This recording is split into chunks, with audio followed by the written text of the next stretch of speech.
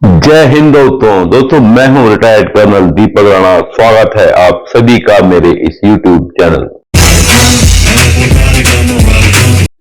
दोस्तों इस चैनल को बनाने का मेरा एम ये था कि सोशल मीडिया में टाइम वेस्ट करते करते एंटरटेनमेंट और कॉमेडी कई प्रकार के कंटेंट है ये देखते देखते, क्योंकि आप देखते तो जरूर है, ये देखते देखते अगर आप कुछ इंफॉर्मेटिव सीख सके तो मुझे बहुत खुशी होगी। इस चैनल में मैं कुछ इंफॉर्मेटिव वीडियोस डालता रहता हूँ जितनी मेरी नॉलेज है। मैं प्रोफेशनल यूट्यूबर नहीं हूँ, ना मेरे को एडिटिंग आती है ना स्क्रिप्टिंग। अपने आप मटेरियल इकट्ठा करता हूँ, मुझे जो अच्छा लगता है उसको क्लब करता हूँ और अपलोड कर देता हूँ। तो आज की वीडियो में हम बात करेंगे कि दुनिया में कौन कौन सी फेमस सीक्रेट सर्विस एजेंसीज हैं। अच्छा, उससे पहले मैं बता दूं ये प्रायोरिटी वाइज नहीं है कि ये नंबर 1 है नंबर 2, ये रैंडम है।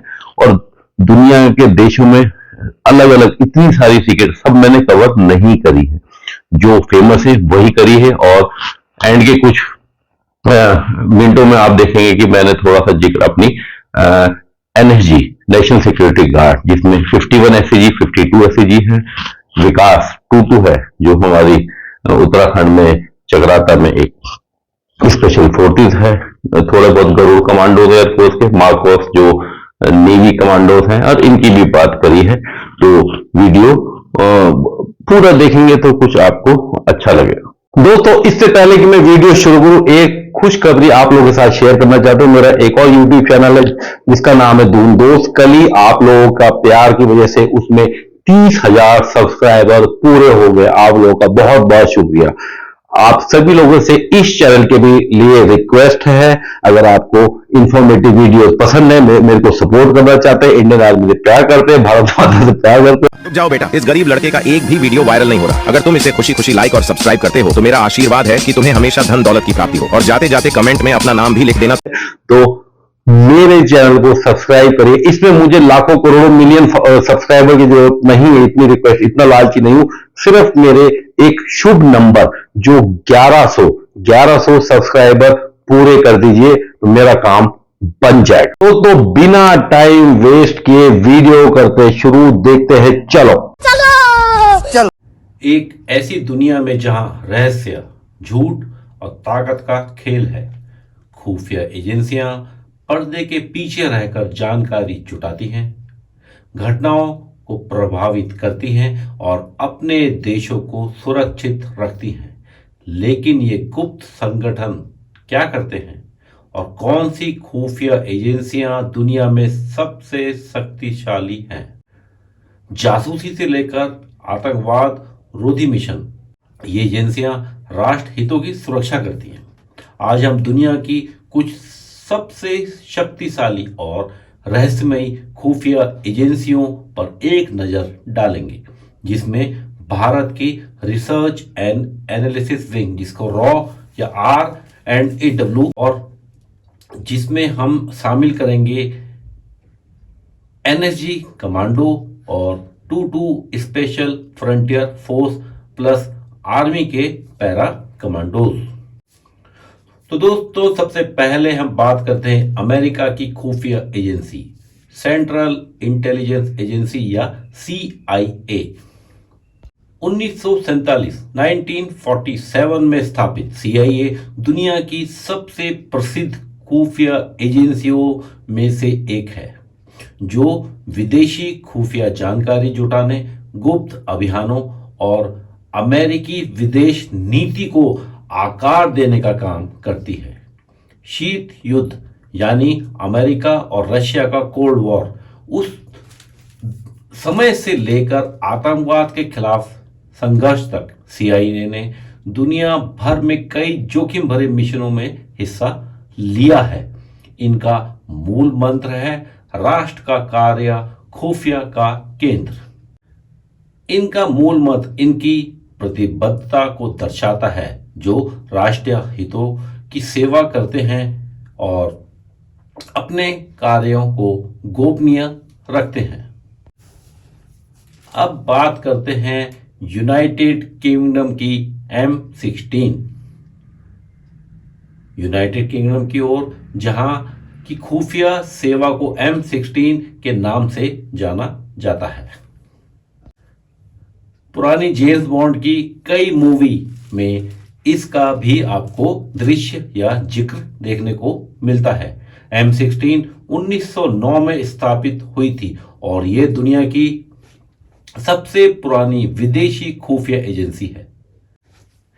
अपने होनहार एजेंटों के लिए मशहूर M16 ने जासूसी मिशनों और आतंकवाद विरोधी अभियानों में महत्वपूर्ण भूमिका निभाई है। दोस्तों, मोसाद, जी हाँ, इजराइल की world famous secret agency Mossad. अब बात करते हैं इसके बारे में। हमारी इस सूची में इजराइल की खुफिया एजेंसी मोसाद का नाम भी शामिल है। मोसाद एक खतरनाक खुफिया एजेंसी है जो सीधे एक्शन और गुप्त मिशनों के लिए जानी जाती है। उच्च प्रोफाइल हत्याओं और गुप्त अभियानों के लिए मशहूर है।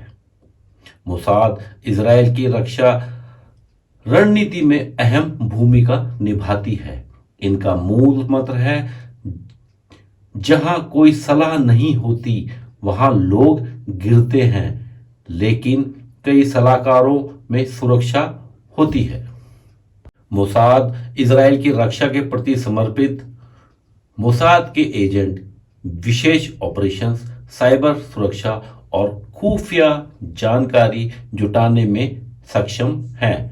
इसका मतलब इनके 3 अलग अलग डिपार्टमेंट्स हैं।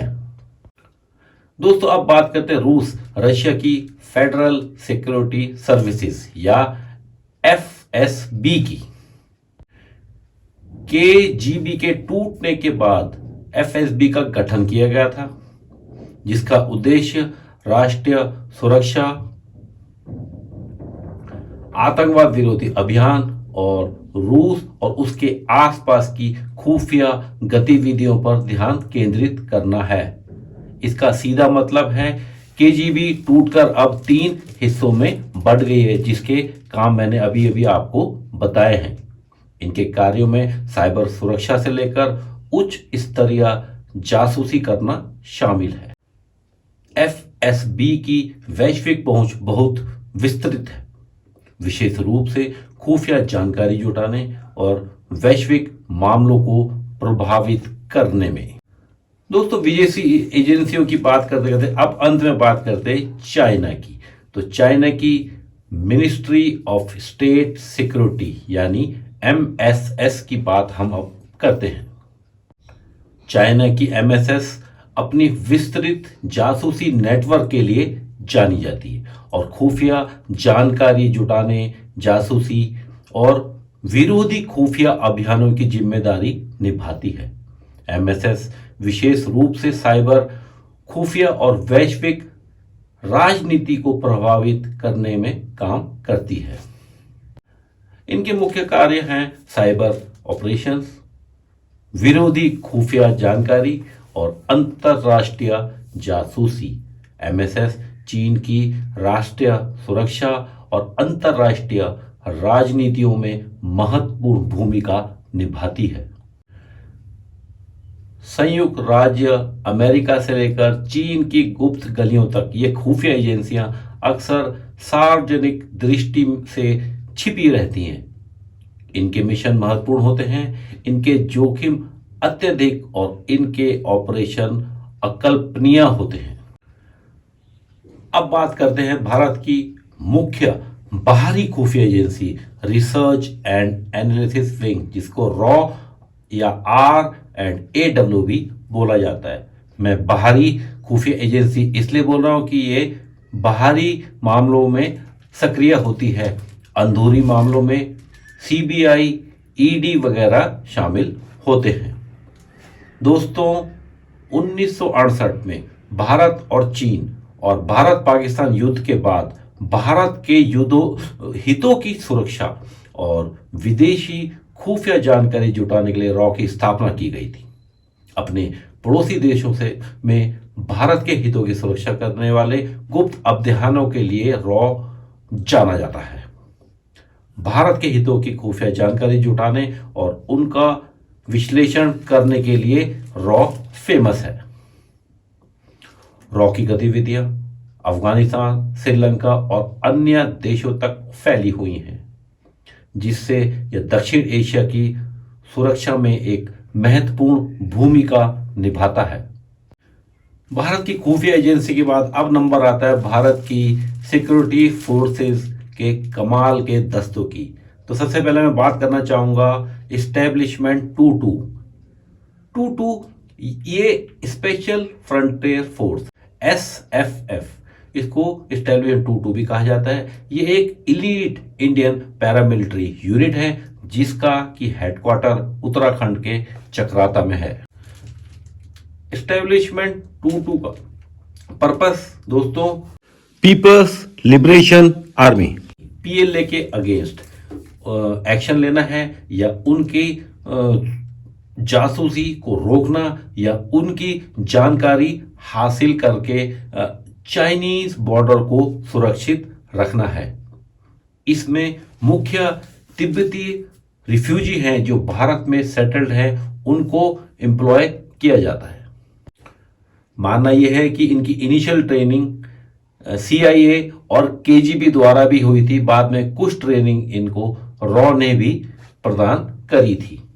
एस्टेब्लिशमेंट 22 का जन्म मेजर जनरल सुजान सिंह उबान, जिन्होंने कमांड करी थी 22 माउंटेन रेजिमेंट वर्ल्ड वॉर 2 में, तो उनके नाम पर इसका नाम रखा गया है एस्टेब्लिशमेंट 22।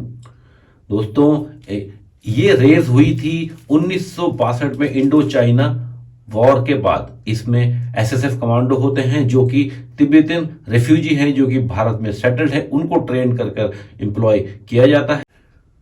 दोस्तों अब नंबर आता है NSG commando, national security guard. दोस्तों NSG कमांडो का हेडक्वार्टर दिल्ली में स्थित है, जो कि 2 भागों में डिवाइड होता है, 51 SAG या 51 SAG और 52 SAG। 51 SAG का काम है अंदरूनी आतंकवादी गतियों में अपना सहयोग देना, जबकि 52 SAG ट्रेंड और इक्विप्ड होती है काउंटर हाईजैकिंग ऑपरेशंस के लिए। 52 SAG के कमांडोज को स्काई मार्शल भी किया जाता है। इनको इंट्रोड्यूस किया गया था इंडियन आर्मी में 1999 में, जब हमारा एयरक्राफ्ट एयर इंडिया का IC-814 कंधार वाला हाईजैक हुआ था। स्काई मार्शल जनरली प्लेन्स में छुपे हुए छोटे हथियार और स्पेशल गैजेट लेकर सफर करते हैं। इनकी संख्या 2 या 3 जनरली होती है, मगर खतरे की गंभीरता को देखकर इनकी संख्या 2 से बढ़ाकर 6 तक भी कई बार पाई गई है। सारे स्काई मार्शल हवाई जहाज में सिविल ड्रेस में एज अ सिविलियन ट्रैवल करते हैं ताकि वो सिविलियन के साथ छुप सके। इनके बाल दाढ़ी भी आम फौजी के हिसाब से नहीं होते। इनका लुक, कटिंग, दाढ़ी, कपड़े पहनने का तरीका, बोलचाल का तरीका सब सिविलियन जैसा ही होता है। सिर्फ पायलट को ही उस हवाई जहाज में मालूम होता है कि मेरे हवाई जहाज में कौन कौन स्काई मार्शल्स हैं। बहुत सारी सेंसिटिव डेस्टिनेशन में इनका आवागमन रहता है, जैसे काबुल, अफगानिस्तान, काठमांडू, नेपाल, कोलंबो, श्रीलंका, मिडिल ईस्ट की कई कंट्रियां और तकरीबन सारे डोमेस्टिक रूट में भी ये सफर करते हैं। दोस्तों इसके अलावा आर्मी में para battalion, SF para battalion और नेवी में नेवी सील और एयरफोर्स में गरुड़ कमांडो भी शामिल हैं। दोस्तों मेरा उद्देश्य इस चैनल में कुछ इंफॉर्मेटिव वीडियो डालने का ये है कि सोशल मीडिया में समय वेस्ट करने के साथ साथ आप अगर कुछ महत्वपूर्ण इंफॉर्मेटिव सीख लेंगे तो मेरे को बहुत खुशी होगी। अब दोस्तों आपके अनुसार दुनिया की सबसे प्रभावी खुफिया एजेंसी कौन सी है? आप लोग कमेंट में मुझे बता सकते हैं। मेरी आर्मी की तकरीबन 28-29 साल सर्विस है। किसी को कोई और जानकारी चाहिए जो नेशनल सिक्योरिटी को थ्रेट अगर नहीं करती होगी तो मैं तुरंत आपको कमेंट में बता दूंगा। दोस्तों वीडियो अच्छा लगा तो इसको अपने यार दोस्तों के साथ शेयर कीजिए। पूरा वीडियो देखने के लिए आपका बहुत बहुत धन्यवाद। अगर और भी वीडियो मेरे देखने हैं तो उस चैनल को सब्सक्राइब करें और वीडियो देखिए, क्योंकि मेरा एम है कि इस चैनल पे कम से कम 1100 सब्सक्राइबर जल्द से जल्द पूरे करने। तो दोस्तों आज के लिए इतना ही था। जल्दी ही मिलता हूं अगले वीडियो में। तब तक सभी दोस्तों को goodbye, take care, love you all. Subscribe करें, बेल आइकन जरूर दबाइएगा। तो करना। थैंक्स।